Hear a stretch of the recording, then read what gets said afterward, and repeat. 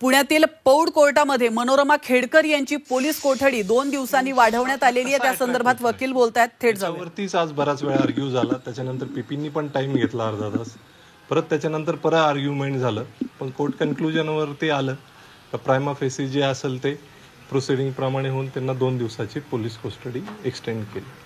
तर पोलीस कोठडीमध्ये त्यांना जेवण सुद्धा वेळेवरती मिळत नाही अशा पद्धतीचा त्यांनी आरोप थेट कोर्टासमोरच पोलिसांचा बोलून दाखवला। नाही, तसं काही नाही। 2 दिवसाचं म्हणजे त्यांचं already she is a sugar patient, so imbalance काहीतरी घाबरून, कारण खूप वेळ गेला, जवळजवळ 1-1.5 तास हिअरिंग चाललं, त्याच्यातनं काही हायपर टेन्शनमध्ये काहीतरी टेन्शन काही मिळालं नाही असं असू शकतं। आता ते we cannot gather from that. Sir, if we talk about especially about this today case, there are the heated arguments in court. What are the judgments given by the court? Already we will supply the copy, Valmiki, everything. How the 307 will not attract, whether keeping weapon in hand, whatever the action will be taken. If the bullet was fired, then we can understand 307 will attract. But there is no fire, there is no fire. The trigger was not triggered.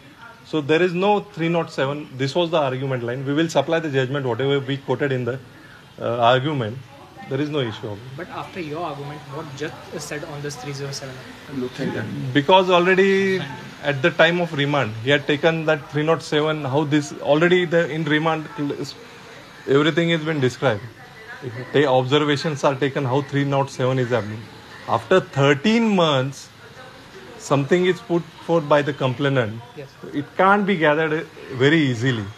So, but he says with that 307, whether it is triable by him, as our apprehension is that whether our argument was to the extent whether he had not fired, the bullet was not shot out. So, this thing has been whatever we addressed to the court. Yes. Only on the law point we had argued. Court had extended 2 days custody, police custody for them. Oh, thanks. Thank you. आपण पाहतो पुण्यातील पौड कोर्टामध्ये मनोरमा खेडकर यांची police कोठडी 2 दिवसांनी वाढवण्यात आली आहे आणि त्यांचे वकील यावेळी बोलत होते। तर बंदुकीतून गोळी ही झाडण्यात आलेली नाहीये, बंदूक ही फक्त दाखवण्यात आली होती, त्यामुळे 307 हा कलम या ठिकाणी लागू होत नाही असा युक्तिवाद त्यांनी कोर्टामध्ये केल्याचं मनोरमा खेडकर यांच्या वकिलांनी म्हटलेलं आहे। तर तिथली ही आताची दृश्य आपण पाहतोय।